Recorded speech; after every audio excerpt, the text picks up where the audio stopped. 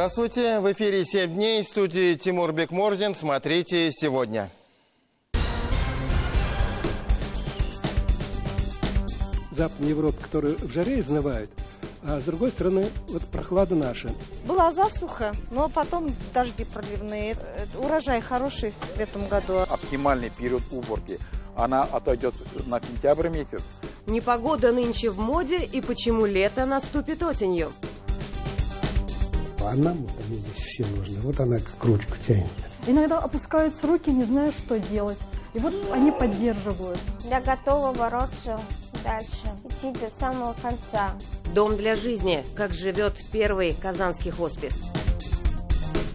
И даже можно найти те промыслы, которые были в далеком XI веке. Рецептура вообще 300 лет у нас. У нас каждый пряничек делается вручную. Но у нас цель – сохранить мастеровых. Спасская ярмарка. Чем и кого удивил народный праздник?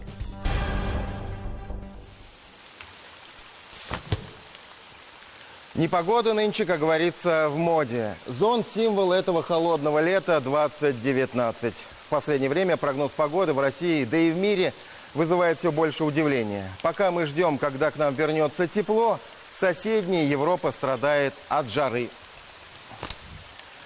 Прогноз погоды во Франции бьет все возможные рекорды. Температура подскакивает до плюс 40, а строители даже прекратили ремонт сгоревшего собора Парижской Богоматери. Из-за жары каменная кладка может потрескаться и потерять прочность. Территория России за Уралом тем временем страдает от наводнений и страшных пожаров, которые продолжаются уже месяц. С конца июня в Иркутской области сильные паводки. По прогнозам синоптиков Гидромедцентра, в августе наводнение грозит Хабаровску. Сейчас стонет Амурская область, где объявлен режим чрезвычайной ситуации. А в это время в Сибири объявлены режимы ЧС из-за таежных пожаров.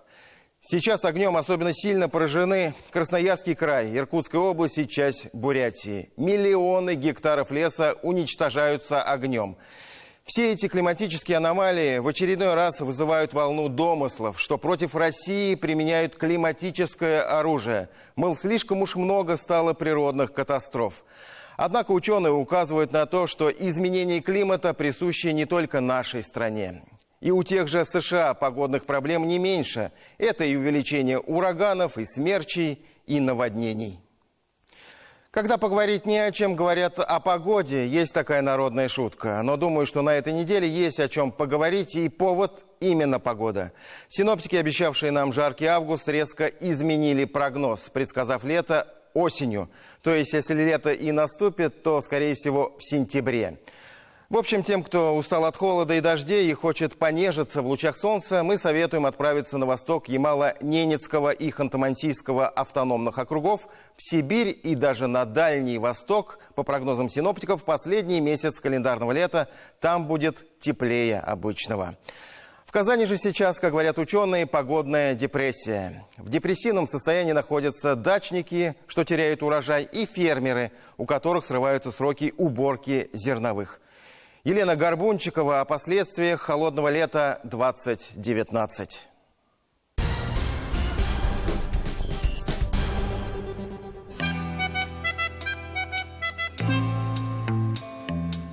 Укутанные в теплые куртки прохожие туристы, пустые летние веранды кафе. Такова картина на Баумана холодным летом 2019-го. Хозяева заведений готовы предложить гостям даже теплые пледы, лишь бы те зашли к ним на огонек. Народу, в принципе, сидит много, но сегодня, допустим, очень холодно на улице. Уже третий день. Соответственно, здесь не очень комфортно будет сидеть, плюс еще ветрено слишком. Чай быстро остывает, соответственно, не очень комфортно сидеть будет. Даже пледы не очень будут помогать. Не пледами, конечно, а теплым укрывным материалом. В августе аграрии Альметьевской решили укрыть свои плантации клубники, ягоды южных итальянских сортов. Чтобы клубника созрела, нужно и тепло, и солнце. А с этим в Татарстане сейчас большая проблема. Вместо 30 тонн с гектара аграрии собирают только треть. Если отпустится ниже 5 градусов, то, к сожалению, все погибнет. То есть, 70% однозначно. То есть вряд ли что-нибудь выживет. Татарстанские дачники тоже несут потери. Насиха Норова из Тюльчинского района. Каждый год в парниках высаживает до 3000 саженцев томатов. Нынешним летом урожай ее и вовсе не радует. Томаты мелкие, да и поспели почти на 3 недели позже. Процентов на 30, чем прошлый год. Меньше. урожай. Раньше, если с куста мы брали 5-7 килограмм, сейчас, может, пара килограмм. Вот так. Огурцы тоже не уродились, а те, кто сделал ставку на картофель, наоборот, июльским дождям только рады. Была засуха, но потом дожди проливные. Это много, урожай хороший в этом году. А бывают и такие вот нюансы, что картошка уже от избытка влаги трескается. Если ячмень находится в таком положении, она еще сыроватая. Если же она наклонилась вот таким образом, то это признак того, что она уже созрела. С начала страды фермер Ильшат Гумеров собрал уже 300 тонн ячменя и пшеницы. Но сбору урожая мешает погода. В минувшую среду из-за дождей его техника и вовсе встала, потому как собирать сырое зерно только себе во вред. Напряжение чувствуется, так как, вот смотрите, если у нас нагрузка на один комбайн составляет примерно 160 гектаров, вот у нас, то в республике, по-моему, 300, 400, 500 гектаров и более гектаров, значит, она же еще комбайн ломается. Значит, вот это период уборки, оптимальный период уборки, она отойдет на сентябрь месяц, поэтому, значит, зерно уже будет сырое, а сырое зерно, если не смогут высушить, то, значит, придется на элеваторе, а элеватор кто? Он посредник, он на нас, конечно, будет зарабатывать. Поэтому год однозначно будет она напряженная. Начало года для аграриев Татарстана тоже было нелегким. В апреле в республике погибли 120 тысяч гектаров озимых. Пришлось вводить режим чрезвычайной ситуации. Ущерб сельскому хозяйству составил 1,5 миллиарда рублей. Потом июнь по количеству осадков не добрал до нормы 30%. Июль этот дефицит влаги компенсировал с лихвою. Вот только обильные осадки яровой пшеницы не идут на пользу. Она набирает в себе сейчас клейковину, качество зерна должно было улучшаться, а для этого нужно было солнце. Сейчас этого солнца нет. Вот эта пасмурная погода, прохлада, избыточная влага вызывают сейчас бурный рост болезней, ржавчина, мучнистая роса. И они как раз влияют очень сильно на ухудшение качества зерна. Каким в итоге будет урожай зерновых, Минсельхоз Татарстана пока не делает прогнозы. По мнению фермера Гумерова, он будет ниже запланированного. Такова ситуация по всей стране, а значит, цена на зерно будет высокая, так что он в накладе не останется. Татарстан у нас всегда находился в зоне рискованного земледелия. Как и все Среднее Поволжье, но Татарстан в этом Среднем Поволжье выделялся еще большей экстремальностью. В чем она заключалась? Всегда это было. Заключалась засуха, так она была жесткая. Если дожди, так они были ливневые. Ливни с ураганами и шквалистым ветром – это еще одна особенность нынешнего лета в Татарстане. 24 июня мощный ураган прошелся по 4 районам Татарстана. В Лениногорском, Дрожжановском и Нурлатском районах ветром срывало крыши школ и жилых домов. А в Альметьевске деревья падали прямо на проезжую часть.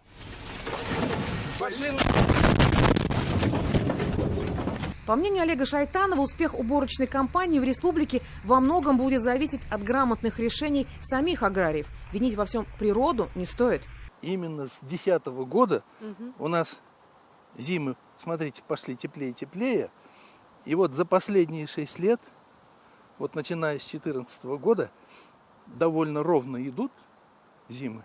Они стали гораздо теплее. Была-то 8,5 градусов среднемноголетний. А сейчас стало 5,8. Весна и лето тоже теплее обычного. По данным метеостанции Института сельского хозяйства, в мае, к примеру, температура воздуха была выше среднемноголетнего показателя на 3 градуса. Только июль немного подвел. С одной стороны, Западная Европа, которая в жаре изнывает, а с другой стороны, вот прохлада наша. И есть контрасты на этих фронтах, и этот контраст к чему приводит? Возникают циклоны, и они все время идут в нашу сторону. По словам казанского ученого, холодные летние сезоны бывают с периодичностью в 12-13 лет. Так было в 1994 и в 2006. Лету 2019 года всего чуть-чуть не хватило, чтобы попасть в число самых холодных за 140-летнюю историю метеонаблюдений. Все может измениться, если в августе не потеплеет. По прогнозам Росгидромедцентра, в Татарстане до 8 августа будут лить дожди, днем до плюс 19, а ночью до 12 градусов тепла. Несмотря на неутешительные прогнозы погоды, россиянам оптимизма не занимать. Холодное лето 2019 уже стало героем мемов в интернете. Мы сделали подборку, на наш взгляд, самых смешных, в которых авторы ярко проявили свои таланты.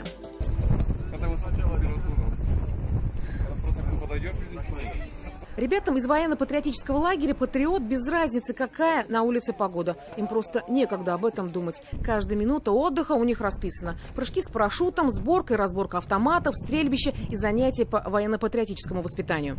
Холодно здесь, не холодно, скучно, вот такая погода не очень... холодно, вы что? Греет мысль о том, что ты находишься среди родных людей. Вот, о том, что скоро домой, тоже греет мысль. Вот. А вообще не скучно ни капельки. Каждый день нам проводят какие-то мероприятия, мы постоянно готовимся, что-то делаем, занятия нам проводят. Никогда скучно не бывает, абсолютно. Несмотря на плохую погоду, в Татарстане продолжают работать все детские оздоровительные лагеря, в том числе и палаточные. По прогнозам Росгидромедцентра, в Татарстане август будет холодным. Температура воздуха будет ниже нормы на 1 градус. Так что если и ждать лета, то только в сентябре, бабьего лета. Но, как признаются сами метеорологи, их прогнозы сбываются на 60-70%. Так что нам, татарстанцам, не стоит терять надежды, что погода переменится, и август окажется летним месяцем не только по календарю. Елена Горбунчикова, Андрей Ключников и Андрей Мохов. 7 дней. Водная столица России, новый статус Казани. Правда, тут нет никаких параллелей с дождливым летом и количеством осадков. Мы сейчас о том, что именно Казань в 2025 году вновь примет у себя чемпионат мира по водным видам спорта, то есть турнир вернется к нам спустя 10 лет после чемпионата 2015 года. Не зря говорят, сначала ты работаешь на репутацию, а потом репутация работает на тебя. А у Казани сегодня репутация комфортного, привлекательного, гостеприимного города. Удобного для жителей, притягательного для туристов. Спортивная столица России. Звание, как говорится, обязывает. Я уже говорил в прошлой программе, неплохо было бы к спортивной составляющей нам присовокупить еще и статус финансового центра или места, где внедряются технологические новшества. В принципе, мы в этом направлении движемся успешно, и грядущий чемпионат профессионального мастерства WorldSkills в этом отличное подспорье. Однако не стоит отказываться от того, что Казани уже присуще, что нас выгодно выделяет. И это, безусловно, спорт и все, что с ним связано. Казань – один из самых надежных городов-организаторов спортивных состязаний самого высокого ранга. Из того, что у всех на слуху, еще раз напомню, что столица Татарстана провела лучшую в истории летнюю универсиаду в 2013-м, чемпионат мира по водным видам спорта в 2015-м и, конечно, мировой футбольный мундиаль в 2018 году. Вполне закономерно отмечают эксперты, что ФИНА доверяет своим самым надежным партнерам, таким как Казань, хотя претендентов на проведение таких соревнований всегда много. Для нас это, тем не менее, еще один вызов, несмотря на то, что чемпионат мы уже приводили. Мы уже не можем позволить себе ударить в грязь лицом. Репутация обязывает держать марку. Кроме того, это нужно и самой Казани, которая сейчас в плавании и в других водных видах спорта переживает настоящий бум. Приятно, что советский принцип от массовости к мастерству уже дает результаты на примере Казани и Татарстана. Только что завершившийся чемпионат мира в корейском Кванчжоу и универсиада в Неаполе это наглядно показали. Здесь всегда тепло, спокойно, здесь всегда важнее погода в доме. Сейчас мы говорим о паллиативной медицине. Паллиативная от слова «палиум» – плащ, покров. Укрыть от забот, помочь от боли, создать условия для достойной жизни, иногда в последние ее дни. Это философия Казанского хосписа и его основателя Владимира Вавилова.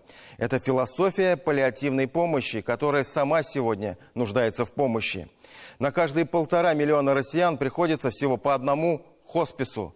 Примерно в 3 раза меньше, чем рекомендует Всемирная организация здравоохранения. При этом российские хосписы зачастую испытывают проблемы и с финансированием, и с доступом к обезболивающим. В начале марта Владимир Путин подписал закон о паллиативной медицинской помощи, в которой сегодня нуждаются порядка 1 миллиона человек. Правительство России ежегодно будет выделять регионам 2 миллиарда рублей на программу долговременного ухода, а именно оказание социальных услуг в рамках паллиативной помощи. На развитие этой сферы в Татарстане в этом году направят 110 миллионов рублей из федерального бюджета.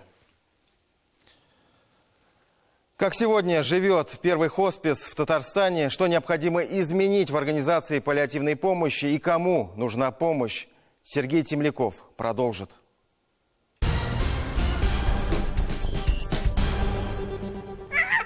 Сейчас мы до сих пор не были дома. В ДРКБ в реанимации, он лежал у меня 1,5 месяца.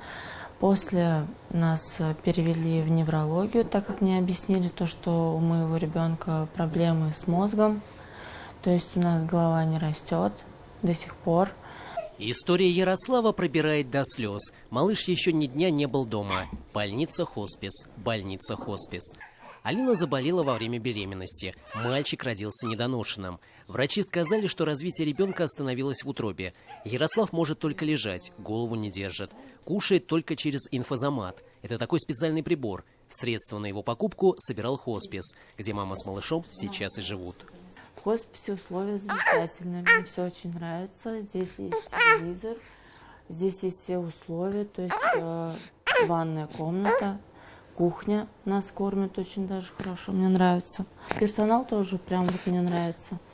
Хоспис стал для Ярослава домом. Дом для жизни, а не дом для смерти, так говорят сами сотрудники хосписа. В этом философия паллиативной помощи. Если здесь дети улыбаются и родителям у нас хорошо, значит мы создали именно то учреждение, которое им нужно в этот тяжелый момент, отмечает Владимир Вавилов. Здесь вообще было старое здание, старая санатория, а тут вот на этом месте вообще было вот такие, как заросли с забором, видите? И были проблемы с пилкой, вообще оформление территории. Здесь гаражи стояли, которые вот они там за забором оставили, все на дыбы вставали, а потом вот здесь элитные дома. Как хоспис, вы морг хотите построить?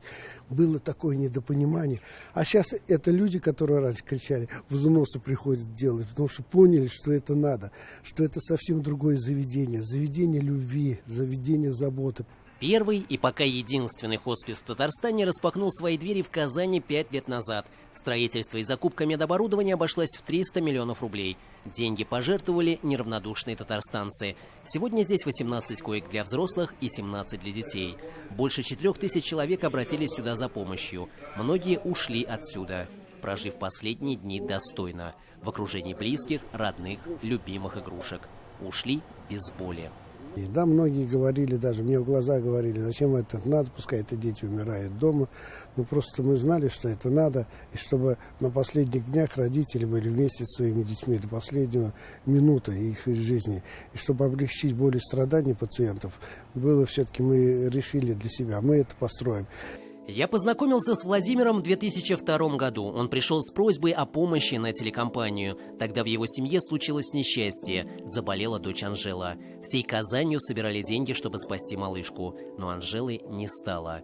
Владимир в память о дочери создал фонд помощи и добился того, что в 2010 году в Казани начали строить первый хоспис. Очень трудно, когда в семье быть такое понятие «ненужный ребенок». Это страшно, понимаете? Это страшно. И вот чтобы не было, а нам вот они здесь все нужны. Вот она как ручку тянет, а нам здесь они все нужны. Вот так вот. У нас много этих историй, очень много. И мы поэтому всех стараемся любить, обласкать и сделать все возможное. У Полины ДЦП. Она попала в хоспис с истощением. 8 лет она весила 7 килограммов. Сейчас малышка весит уже 14. Владимир говорит, она 5-й ребенок. В семье непростая ситуация. Мать хотели лишить родительских прав. Если бы не хоспис, она могла все это время быть в больнице. Сейчас окружена любовью и заботой. Заслужить глаза ребенка, который смотрит на тебя с любовью, это что-то значит. Больного ребенка. Понимаете? Вот видите, как она смотрит. Да, миленький наш. Вот мы поэтому работаем Вот эти все дети, они все наши. Ребенок постоянно кричит, эмоции свои. Здесь нет такого, нет, нельзя кричать. Она выплескивает эмоции. Мы даже дома, у нас даже соседи делают замечания. Почему у вас ребенок кричит? А здесь такого нету. Здесь прям вот свобода. Мадине 3 года. У нее ДЦП и отставание речевого развития. Гульнара говорит, приехали в хоспис из Нижнекамска. Ведь там нет таких учреждений, только реабилитационные центры. Но попасть туда непросто. В один центр они на очереди 535-е, в другой 163-е. В хосписе девочка прошла и лечебные процедуры, с ней работали и педагоги. Иногда опускаются руки, не зная, что делать. И вот они поддерживают. И вот такие хосписы тоже дают как надежду на дальнейшее все равно. И уже хорошо становится. То, что есть люди, которые нас понимают. И это уже хорошо. Потому что мы не остаемся со своими проблемами одни. Что болезнь маленько, к сожалению, наступает. А не только в Татарстане. Это в России, это во всем мире. Любые заболевания, и онкология, и неврология, они просто, и диабет, идут, как бы, будем говорить, ну не семимильными шагами, но прогресс, да, такой идет. Потому что даже по прогнозам 17-20% в год это увеличение только онкологии. Понимаете, вот у нас от онкологии в Татарстане в каждый год умирает 6 тысяч человек. Аналитическая служба интернет-газеты «Реальное время» изучила, в каких районах Татарстана высокая смертность от онкологии. В лидерах печальной статистики Спасский, Тетюшский, Мамадышский, Тюлютинский, Бавлинский районы. Кто-то в реанимации, кто-то в больнице, а кто-то дома, кто-то не обезболен. Потому что не то, что нет там наркотических препаратов, все, а он человек один, лежит где-нибудь в деревне. Ну, некому ему просто выписать этот рецепт, инъекцию сделать.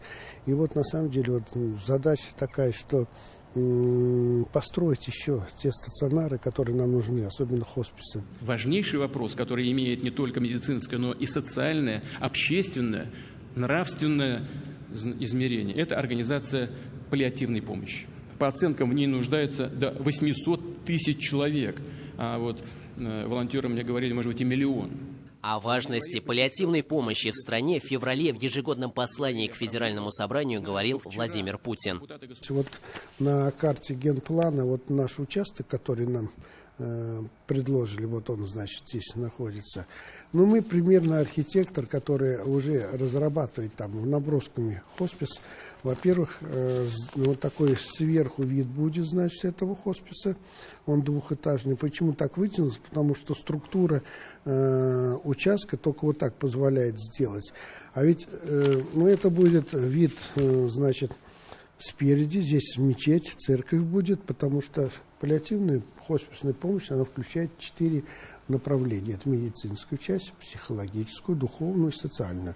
Владимир Вавилов показывает проект нового, 2-го хосписа. Его собираются строить в районе РКБ. В фонде ждут, когда им передадут земельный участок. Когда это произойдет, отмечает Владимир, фонд объявит марафон добрых дел. Уже сегодня в рамках благотворительных акций на строительство собрано порядка 30 миллионов рублей. Там будет 60 взрослых мест. 30 коек на 1-м этаже будут хосписные, а 2-й этаж будет койки сестринского ухода. То есть там будут пациенты кто? С деменцией, там рассеянный склероз, Альцгеймер. Те, которых родственники уже устали просто дома или нет их никого. Они могут временно побыть, могут постоянно доживать там. Я вот езжу во все регионы, да, ну не хватает денег нигде, просто нигде. Но есть вот те койки, которые открыли паллиативные при больницах. Это головная боль главврача, потому что он снимает с других отделений деньги, чтобы более-менее там по 3-4 тысячи оплачивать эти койки. Но в планах у нас, конечно, в будущем это Челны, построить хоспис, это Альметьевск. Сейчас хоспис обслуживает Казань и 5 ближайших районов. На выезде работают 4 бригады. В каждом районе моя мечта – открыть кабинеты паллиативной помощи с выездными бригадами. Владимир хочет выйти с предложением. Если Министерство здравоохранения поддержит, выделит помещение, ставку врача, медсестры и водителя, фонд даст заявку на президентский грант по поддержке развития паллиативной помощи. На выделенные средства фонд закупит машины и оборудование, пропишут зарплату на условиях софинансирования. Когда будет налажена работа в одном районе, можно будет перейти в другой. Если бы становилось этих пациентов меньше, забот бы не было. К сожалению, их становится больше. По данным Росстата, у нас каждый год 100 тысяч инвалидов, детей только становится. 100 тысяч, представляете, это страшная цифра инвалидов. И из них очень много нуждаются именно в паллиативной помощи. То, что Владимир справится с новыми амбициозными задачами, которые он поставил перед собой своей командой, лично у нас сомнений нет. Когда сюжет готовился к эфиру, стало известно, что основателя первого в Казани хосписа пригласили поделиться опытом и выступить с трибуны Организации Объединенных Наций. Я заболела в детстве, с 7 лет болею. После того, как я пролечилась в детстве, опухоль отступила. Но потом болезнь вернулась вновь. В хосписе ее называют ангелом. Ляйсан – одна из новых пациентов. Сейчас девушке 22 года. Она готовится уже к 5-й процедуре химиотерапии. У нее неизлечимая опухоль головного мозга. Владимир говорит, когда ангел поступила в хоспис, она сразу сказала, что она знает свою болезнь. Запретила всем ее жалеть, плакать, а прогнозы попросила врачей обсуждать при ней. Я готова бороться дальше. Идти до самого конца. Она имеет право жить и лечиться достойно, не бояться остаться в одиночестве. В коридорах хосписа не пахнет больницей, нет белых халатов. Здесь телевизоры, ковры и плюшевые игрушки. На стенах картины, а палаты похожи на номера отелей. На полдник домашние пирожки. Жители хосписа и пациенты, и персонал умеют ценить каждую минуту. Здесь знают, что такое жизнь и как сделать так, чтобы ее пусть и считанные дни были счастливыми и спокойными. Сергей Темляков, Андрей Мухов, 7 дней. Мы продолжим программу через пару минут. Смотрите после рекламы.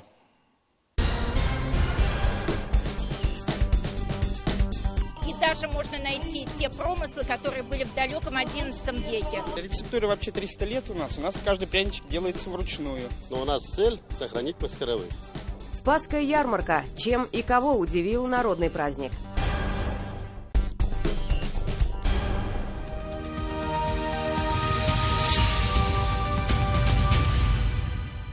Продолжаем программу «7 дней». Жаркой была эта неделя в предвыборной кампании. Как сообщает ЦИК Татарстана, в избирательном марафоне в итоге будут участвовать 7 партий. Это «Единая Россия», КПРФ, «Справедливая Россия», «Коммунисты России», ЛДПР, «Партия Роста», Российская партия пенсионеров за социальную справедливость. 4 партии сошли из предвыборной гонки. «Родина» и «Партия добрых дел» не смогли предоставить необходимые документы на регистрацию в установленный законом срок. А у партии ветеранов России и Российского общенародного союза во время проверки документов обнаружены недействительные подписи – 10 и более процентов. По одномандатным округам прошли регистрацию 236 кандидатов из 296. Как идет предвыборная кампания, Сергей Темляков продолжит. Богатой на политические события выдалась эта неделя в Татарстане. Секретарь Татарстанского регионального отделения партии «Единая Россия», председатель Госсовета Татарстана обзвонил жителей республики. Лидер единороссов Татарстана отвечал на вопросы, поступившие в колл-центр онлайн-проекта «Мой депутат».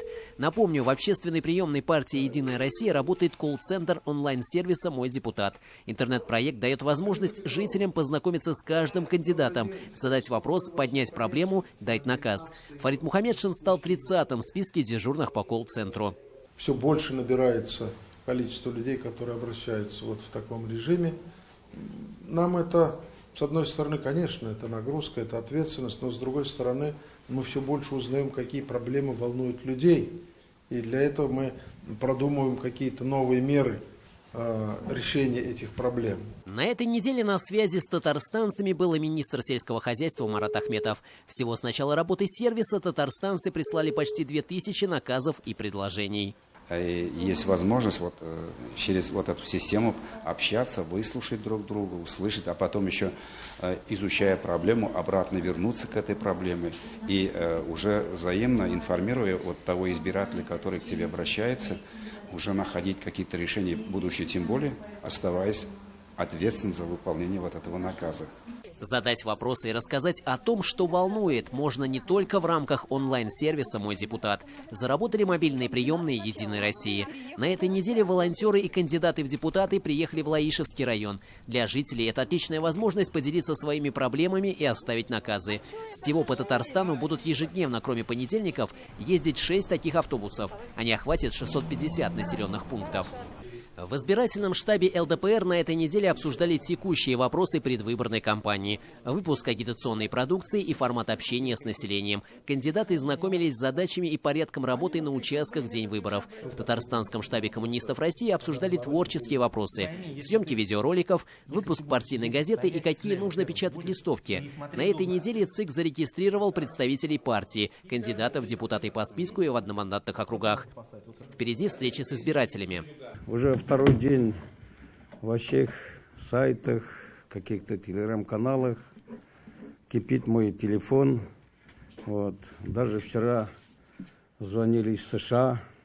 Уходит или не уходит в отставку в разгар избирательной кампании первый номер партсписка КПРФ Хафиз Миргалимов. Эту интригу он собирался развеять сам на срочно собранной на неделе пресс-конференции. Но выступая перед полным залом журналистов, которых крайне редко в таком количестве можно увидеть на партийных пресс-конференциях, Хафиз Гаязович точки в вопросе так и не поставил, уходит он или нет. Мое мнение есть, об этом я доложу, а потом, если нужно, еще раз соберу пресс-конференцию. Потому что я солдат партии. Просто так, хотя внутреннее решение принял, не могу без согласования и руководством партии. На этой ноте, казалось бы, все должно было и закончиться. Ждите, мол, следующей пресс-конференции. Но когда еще соберешь такой состав журналистов? Руководители КПРФ решили воспользоваться моментом и затронули еще одну тему. Пожаловались на то, что на них якобы оказывают всяческое давление. Вот вчера, по-моему, в Новосаянском территориальной комиссии вплеснули коммунисты России, их кандидат, какой-то нашему кандидату химический состав. Ожоги получилось. С этой точкой зрения не согласился представитель коммунистов России Василий Новиков. Оказывается, он все это время был в зале и слушал выступление. Я прошу прощения. Хафиз Гаязович известный лжец. Его уже по решению суда. Его по решению суда уже. Это Василий Новиков? Вот это как раз тот человек, который вчера. Так, минутку, не мешайте. В итоге Василия Новикова вывели из зала. Через час свою позицию он объяснил на пресс-конференции в штабе коммунистов России. Его позиция: не он провокатор, а его провоцируют на ровном месте. Я выходил, он идет, мы с ним столкнулись. У меня в руке была вода, на него попала. Какая-то женщина пожилая, которая оказалась его матерью, набросились на меня. Потом стали истерику, прям комедию ломать. А сейчас они на пресс-конференции своей заявляют, что это едкая химическая жидкость. Это они явно у Навального взяли. На встрече с журналистами коммунисты России тоже пожаловались, но уже на КПРФ. Нанятые юристы, московские, со стороны КПРФ, а денег у них немерено, мы знаем, сколько они с бюджета получают. Зюганов получает около 2 миллиардов рублей в год. Наняты эти юристы начинают проверять подписи, начинают ходить по ТИКам, по ЦИКам, мешают нам работать. Постоянно проводят провокации с их стороны, вот этих юристов. И сейчас, например, в ТИКе Новосавинского района вызвали даже, по-моему, полицию там, ТИК вызвал полицию, потому что идут провокации со стороны члена комиссии совещательного голоса Яковлева от КПРФ. То есть вы понимаете, уважаемые граждане, как тяжело нам это было. И нас, как первый раз, в 2014 году нас снял КПРФ, мы не ожидали, мы собрали тогда тоже подписи. На этой неделе с заявлением вышло и руководство Центральной избирательной комиссии Татарстана. В ходе избирательной кампании, отмечает секретарь Надежда Борисова, мы видим, как представители КПРФ проводят политику провокаций в отношении избирательных комиссий. Ряд ситуаций с участием представителей КПРФ подтверждают их некорректное поведение, которое не соответствует нормам закона. Член комиссии правно-совещательного голоса от КПРФ также вел практически на ежедневной основе ознакомление с документами других партий. Однако 1 августа, не дождавшись документов для рассмотрения, он вызвал наряд полиции, мешал нормальной работе комиссии, утверждая, что ему документы на ознакомление не выдают. Потом он расписался в объяснительных показаниях, что претензий комиссии не имеет. А вот как ситуацию на левом фронте комментируют представители других партий. Ну, у них давняя дружба. Вот, то есть коммунисты России возникли в Татарстане как часть людей, которые в свое время выступили против Нургалимова и были исключены. И с тех пор они, в общем-то, выступают против КПРФ. А то, что сегодня проделывают наши, партии, к сожалению, не делает им большого плюса в глазах нашего народа. Потому что это, нет повода для каких-то для конфликта, а необходимо просто бороться за голоса своих избирателей. Это вот мое такое мнение. Вот, я считаю, что, скорее всего, это погоня за дешевым пиаром. Такой запомнилась нам эта неделя избирательной кампании. Похоже, дальше будет еще интереснее. Насколько высокие температуры нас ждут в последний предвыборный месяц, циклон или антициклон обоснуются на территории республики, ожидаются ли грозы и молнии, выслушаем прогнозы политолога. Андрей Георгиевич, регистрация партий кандидатов завершена. На ваш взгляд, есть ли сенсация или процедура прошла ожидаемо? Вы знаете, на мой взгляд, каких-то больших сенсаций не случилось. И, наверное, правильно, что все взоры были обращены в сторону Москвы. Мы знаем, что там аналогичные выборы в местное законодательное собрание, которое называется Мосгордумой.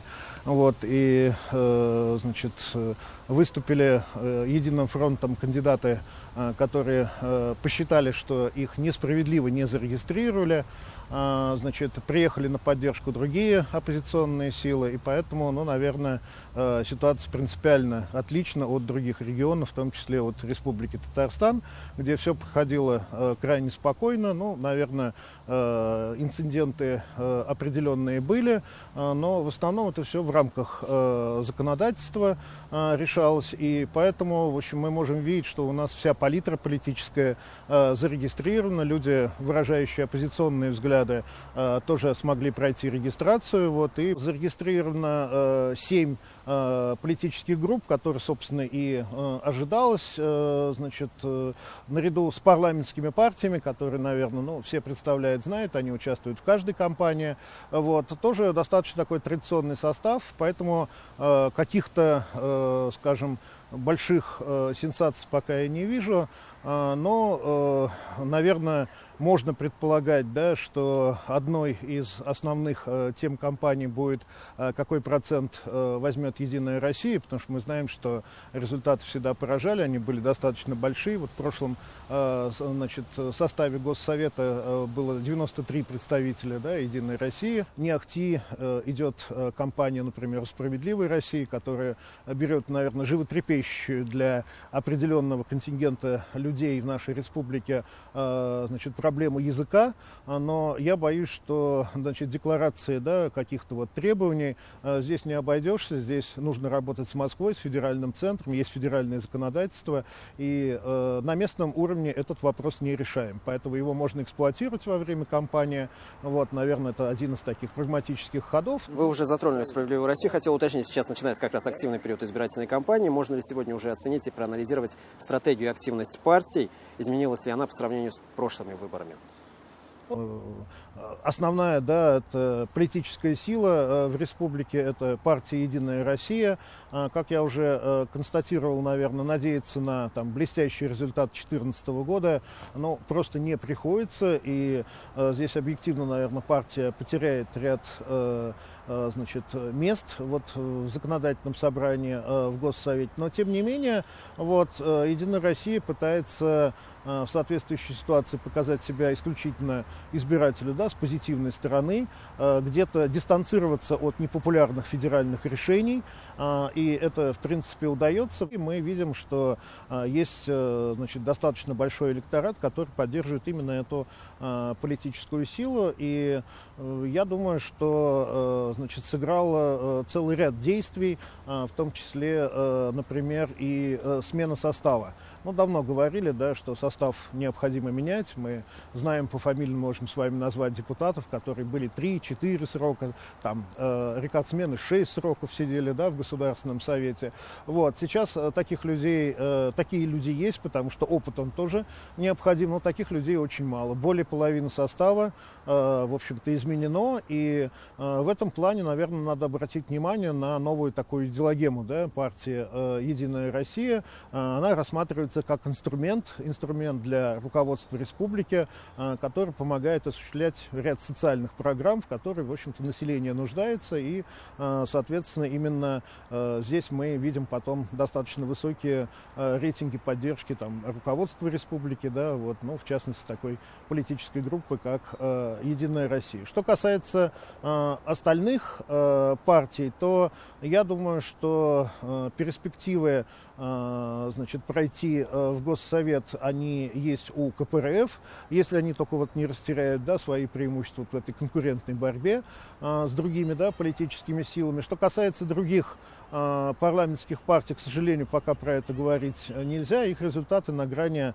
в общем-то, статистической ошибки, статистической погрешности. Очень пестрый зарегистрирован состав. Вот если мы на этот состав посмотрим, то увидим, что наверняка и кандидаты-одномандатники от, допустим, значит, таких партий, как ЛДПР, «Справедливая Россия», значит, «Пенсионеры России», такая партия, как партия Роста, да, вот коммунисты России и так далее, они наверняка смогут своих одномандатников провести. Хочется задать еще один вопрос. Эта неделя ознаменовалась конфликтом КПРФ с коммунистами России. Слухами и опровержением информации об уходе Хафиза Миргалимова, ЦИК заявил, что представители КПРФ проводят политику провокации в отношении избирательных комиссий. На ваш взгляд, это часть пиар-кампании. Как политолог, что вы видите во всем происходящем с коммунистами двух партий? Ну, вы знаете, наверное, значит, здесь действуют избирательные технологии. Когда приходит новое поколение, ну, боюсь этого слова громкого, да, политиков, вот, или тех людей, которые будут участвовать в этом политическом процессе, и тем самым они несут и новые технологии, которые раньше, например, в Татарстане не применялись или, соответственно, не использовались. Ну, вот на что можно обратить внимание? Допустим, очень часто КПРФ пытается связать, да, вот то, что они делают здесь, в Татарстане, с тем, что, соответственно, сегодня происходит, допустим, на выборах в Мосгордуму. Это достаточно интересный момент, такой новый, потому что там, мы знаем, выступают оппозиционные радикальные либералы, да, единым таким фронтом против властей. Как им кажется, они, значит, ну, должны там добиться определенных уступок от властей и так далее, и так далее. Вот. Что касается того, что у нас происходит, ну, я думаю, что здесь с ЦИКом, наверное, можно согласиться, потому что то, что делают кандидаты от КПРФ, это, безусловно, одна из технологий, и если эта технология попадает в средства массовой информации, да, то есть запечатлено на фотографиях, в роликах, которые выкладываются в телеграм-каналах различных и так далее, вот, то, соответственно, мы видим уже результаты, но надо здесь как бы относиться соответствующе, потому что, в принципе, есть один критерий. Если эти технологии не противоречат законодательству, они могут применяться. Если они противоречат действующему избирательному законодательству, конечно, они должны пресекаться. Хочется подвести итог вот нашей сегодняшней беседе. Есть ли итоги свежего мониторинга? Вот если бы выборы прошли сегодня, как бы распределились голоса? Вы знаете, но кампания агитационная еще не началась, но мы видим, да, мобилизацию, значит, ряда политических сил, вот, и можем сказать, что удачнее всех на сегодняшний момент это делает партия «Единая Россия», где-то, значит, порядка 60% от избирателей готовы отдать голоса за эту группу, если бы выборы состоялись на сегодняшний момент. Что касается, значит, других политических партий, то назвать кроме КПРФ пока некого, и пока, в общем-то, все тоже складывается по традиционной такой схеме, когда в Государственный совет по спискам проходят две политических силы. По одномандатникам сказать очень сложно, это надо анализировать каждый округ в отдельности. Здесь, я думаю, что будут и победы представителей «Единой России», будут, значит, независимые кандидаты обязательно побеждать, которые не представляют ни одну политическую коммунистическую партию, но являются достаточно известными людьми, если не во всей республике, то у себя в округе. И я думаю, что вот те партии, которые мы сегодня уже не раз перечисляли в интервью, они тоже могут провести своих одномандатников. Для них это будет большим достижением. Андрей Георгиевич, спасибо вам за интересную беседу. Если уж продолжать тему погоды, то в преддверии нашей традиционной рубрики «Неделя в столетии» можно вспомнить лето 20-21 годов прошлого века. Засуха, повлекшая голод в Поволжье, навсегда вошла в историю страны. Более месяца держалась температура плюс 35, погибли посевы, обмелели реки. Столь масштабной катастрофы, может быть, и не случилось бы, если бы природное бедствие не совпало с грабительской политикой в отношении крестьянства. Какими еще событиями, фактами запомнилась эта неделя в столетней истории ТССР, Светлана Спирина продолжит. 30 июля 1937 года наркомом внутренних дел Николаем Ежовым был подписан приказ номер 00447, после которого террор шагнул в массы. Репрессии коснулись рядовых граждан, крестьян, рабочих, духовенства. В народе этот период стали называть Ежовщиной, а Николая Ежова из-за маленького роста прозвали «Кровавый карлик». Мало кто знает, но нарком внутренних дел Николай Ежов начинал свою политическую карьеру именно в Казани. В 1919 году, когда войска Колчака уже заняли Екатеринбург, Уфу, Елабугу и продвигались в Казани, в столицу губернии прибыл молодой комиссар Ежов. Он тут же становится видным агитатором среди солдат. Он был настолько популярным, что ему в этом же году уже предложили возглавить созданную в Казани радиошколу. Николай Ежова с ТССР связывает еще одно знаменательное событие. Именно в Казани он знакомится с одной из сотрудниц казанских райкомов. Их брак продлится 9 лет. В Казань Николай Ежов приезжал и летом 1938 года, когда баллотировался в депутаты Верховного Совета КССР. Он не забывал Казань. И вот, в частности, вышел его приказ. В этом приказе, в частности, отмечалась неудовлетворительная работа милиции, казанской милиции, что хулиганы-поножовщики распоясались, и такие места, как Ленинский сад, такие места, как улица Баумана в вечернее время, это уже там опасно просто гражданам находиться. Парадокс как раз в том, что, борясь с уголовщиной, с разгулом уличной преступности, сам Ежов не понимал, что это результат массового террора. Именно в те годы вот улицы, города и веси заполонили Россию. Вот беспризорники второй волны. Это дети репрессированных, дети раскулаченных. По приказу 00447 приговоры выносились тройками НКВД. По-иному, через судебный конвейер было невозможно пропустить огромные массы населения. В Татарии по линии НКВД к расстрелу должны были до конца 1937 года приговорить 500 человек, по второй категории 10 лет лагерей 1500 человек. Тройка имела в своем распоряжении только два вида наказания – расстрел и отправка в лагерь. Всего в 1937 году в ТССР было репрессировано более 8 тысяч человек. Всего за годы репрессий в республике в заключении погибли почти 14 тысяч человек, общее число репрессированных – 54,5 тысячи граждан. В их числе сотни писателей, ученых, известных общественных деятелей. Самыми кровавыми днями оказались 9-11 мая 1938 года. Тогда в Казани к высшей мере наказания приговорили более 100 представителей политической элиты ТССР. В числе расстрелянных были бывший первый секретарь татарского обкома партии Лепа, председатель Совнаркома Татарии Абрамов, наркомы, руководители предприятий и партийных комитетов. Галимжан Ибрагимов. Вот я говорил об этом человеке. Это выдающийся, конечно, писатель. Больной, туберкулезом болен был. И после того, как произошло становление республики, он для лечения отправился в Крым, стал там жить, в Крыму. В 1937 году был привезен сюда, в Казань, и тоже обвинен во всех грехах. И здесь он был в Плетеневской тюрьме расстрелян. Говорят, я не знаю, насколько это верно, он на стене этой тюрьмы написал на татарском языке: «Мин юккагана хизмет иттимсиз дунгузларга». Напрасно я служил вам свиньям. Репрессии унесли очень много людей, очень много писателей нужно, в том числе и Шамиля Усманова унесли. Многих. Вот так называемая делать Джидиган, семерка была такая вот, когда молодых татарских писателей обвинили в том, что они создают такую контрреволюционную организацию «Семерка». В эти дни, в 1937-м, расстрелян доцент Казанского пединститута Абдулхамид Апанаев, потомственный почетный гражданин Казани. Его обвинили в проведении контрреволюционной деятельности. Советская власть жестоко расправилась с семьей Апанаевых. Это известный купеческий род и самая древняя, богатая и разветвленная татарская фамилия Казани. Семья известна своим меценатством и благотворительностью. Первым подвергся репрессиям Габдулла Апанаев, общественный и религиозный деятель. Он был обвинен в контрреволюционной деятельности и в 1919 году расстрелян. А потом НКВД заводит на Апанаевых одно дело за другим. Гарун Апанаев, потомственный почетный гражданин, бывший член городского управы, расстрелян в 1937 году. Якуб и Ибрагим Апанаевы, расстреляны в 1938. Ахмед Апанаев, сын председателя общества пособия бедным мусульманам, репрессирован за то, что отец эмигрировал в Турцию. Он умер в лагере в 1942 году.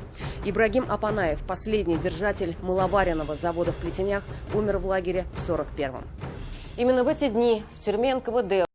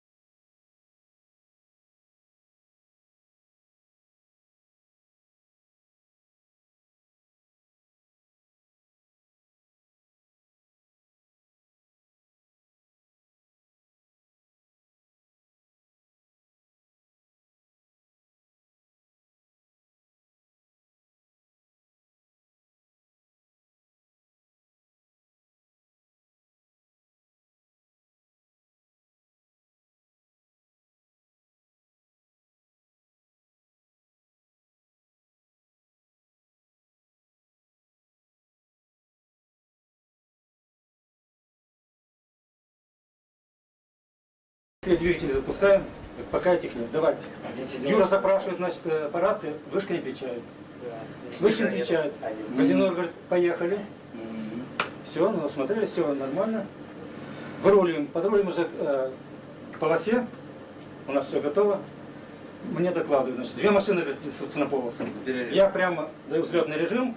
О том, что предпринималось руководством России и Татарстана для того, чтобы вызволить российских граждан, попавших в беду, уже много чего известно. Но, как и у любой героической истории, за ней тянется шлейф слухов, мифов и небылиц. И то, что талибам заплатили, экипаж выкупили, поэтому те и позволили летчикам сбежать. Или, например, то, что побег тщательно готовился. В итоге экипаж Владимира Шарпатова получил государственные награды за мужество и героизм. О подвиге экипажа был снят художественный фильм «Кандагар». Знаковое событие в жизни республики. 31 июля 1967 года началось триумфальное шествие действительно невиданного до тех пор нефтехимического производства. Впрочем, и до сих пор, когда говорят о Нижнекамск нефтехимии, неизменно добавляют одно из крупнейших – ведущее. 31 июля принят в эксплуатацию первый блок центральной газофракционирующей установки. В этот день Нижнекамский химкомбинат дал первую продукцию. Вот он, флагман отечественной нефтехимии. Равного ему нет во всей Европе. По мощности и совершенству технологий, по масштабам и темпам строительства. Николай Васильевич Лимаев – легендарный руководитель предприятия. Он возглавлял Нижнекамск нефтехим 22 года, затем став министром химической и нефтеперерабатывающей промышленности страны. Все эти вот дифирамбы о хорошем стиле работы или каком-то, так, они не отвечают действительной жизни. Государственный человек, это считаю, что у нас все государственные люди, от рабочего до министра, до любого руководителя. Человек на своей работе должен делать то, что ему поручено, доверено. Одним из важнейших этапов развития экономики Татарии является создание Нижнекамского нефтехимического комплекса, который за последние десятилетия в возрастающей степени определяет рост промышленного производства республики. Сегодня Нижнекамск-Нефтехим, крупнейший нефтехимический комплекс России, занимает лидирующие позиции по производству синтетических каучуков и пластика в Российской Федерации. Входит в группу компаний «Таиф». В 2005 году в эти дни началась череда знаковых открытий, посвященных предстоящему празднованию тысячелетия Казани. В столице открылся мост «Миллениум». Такое мы увидели эту неделю в столетии. Светлана Спирина, Андрей Ключников. 7 дней. Осенняя погода не помешала провести знаменитую Спасскую ярмарку в Елабуге. Как и много лет спустя, она с размахом проходит и в дождь, и в жару. С давних времен каждый год в начале августа Елабуга принимала гостей на шумные ярмарки. Самая большая из них считалась Спасская. Сюда привозили товары в большом количестве из 86 городов России. Все, что душе угодно. Самовары и стулы, платки из Оренбурга. Из Казани везли платья, обувь и меха. Из Вятки кустарные изделия. Имеется сведения, что в 1875 году на ярмарку было привезено товара на 120 тысяч рублей. Это просто были огромные по тем временам деньги. Спасская ярмарка всегда была не только торговым, но и своеобразным культурно-просветительским центром. Здесь проходили народные гуляния с каруселями, акробатами, фокусниками и танцорами. Играл духовой оркестр, звонили колокола. После революции, когда купцы в Елабуге исчезли как класс, вместе с ними исчезла и Спасская ярмарка. Но уже в 1922 году, в период НЭПа, работу Спасской ярмарки восстановили и проводили ее вплоть до 1940 года. После окончания Великой Отечественной войны Спасская ярмарка уже не проводилась. Свой второй день рождения ярмарка отпраздновала только спустя почти 60 лет, в 2008 году. И сразу успех. С тех пор каждый год в эти дни в Елабугу съезжаются тысячи мастеров и умельцев. Как говорится, и мы там нынче были, мед пили, согревались. Подробности от никогда не замерзающей и не унывающей Эльзиры Юзаевой.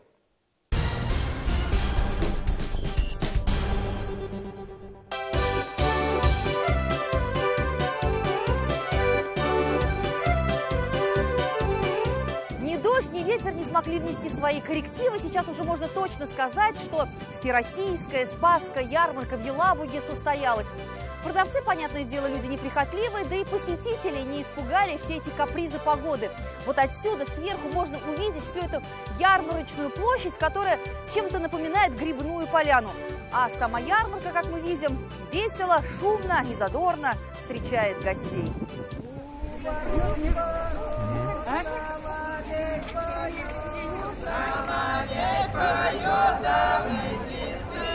Вы тоже это делаете, да? Коренные деревенские жители, они забыли все это.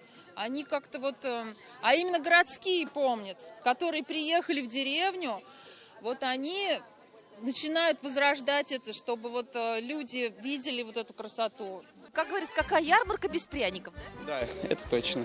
Пряники, рецепт тот же самый, как был в древности? Рецептура вообще 300 лет у нас. У нас каждый пряничек делается вручную.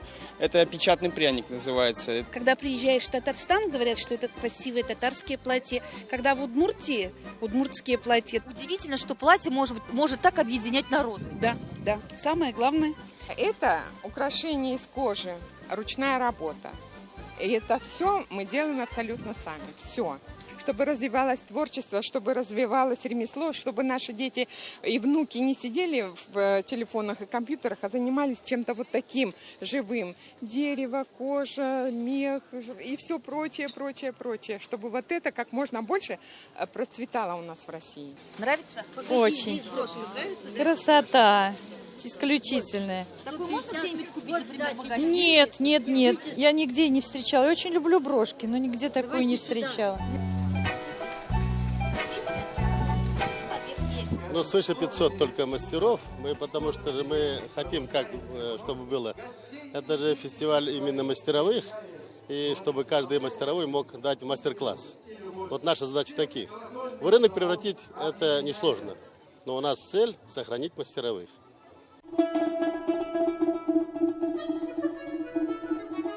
Ну, какая Какая же ярмарка без концерта и без ряженых? Посмотрите, как органично выглядят артисты. Какие артисты? Мы какие ряженые? Мы настоящие. Мы настоящие, специально приехали на Спасскую ярмарку. Вы что?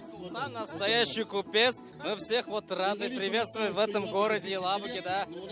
Шербет буду. Видимо, в Елабуге действительно остановилось время.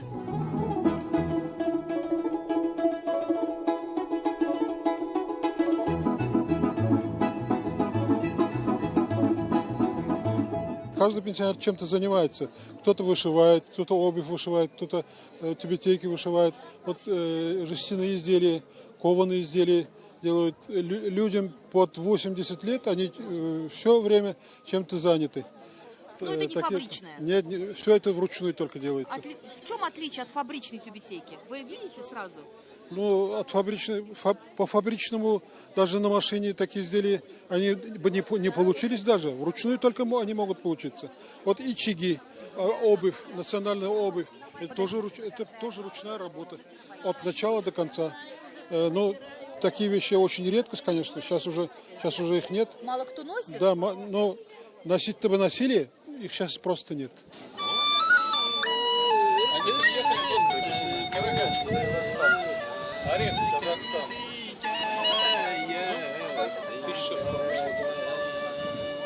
Если брать народные промыслы, то абсолютно это и то, что было в 20 веке, и то, что было в 16 веке, и даже можно найти те промыслы, которые были в далеком 11 веке.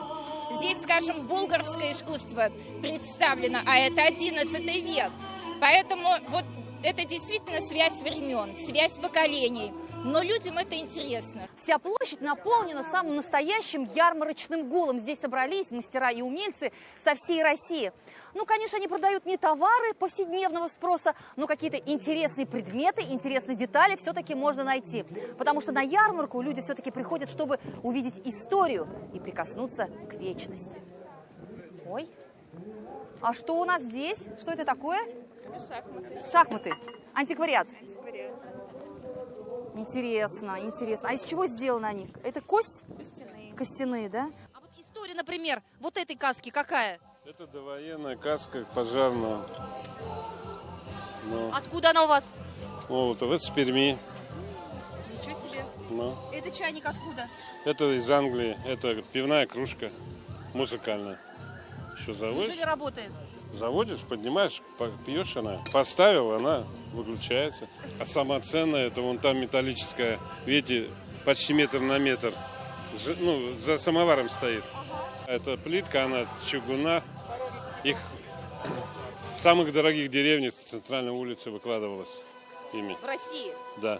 В царской России? Да, именно это в Башкирии. И в этом церкви тоже пол стелился. Ну, не деревянный был, а вот стелился с этих плиток.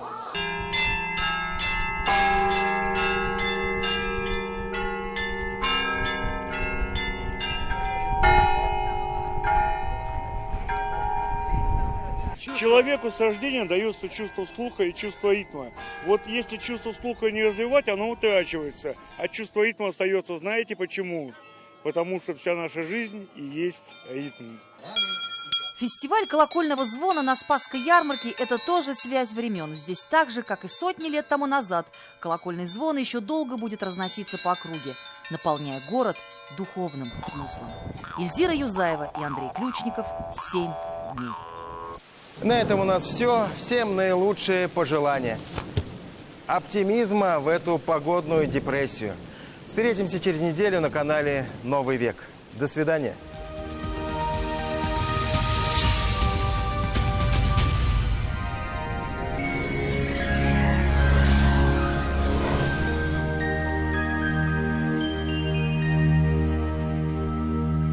Здравствуйте! О погоде на ближайшие 7 дней Лейла Латыпова.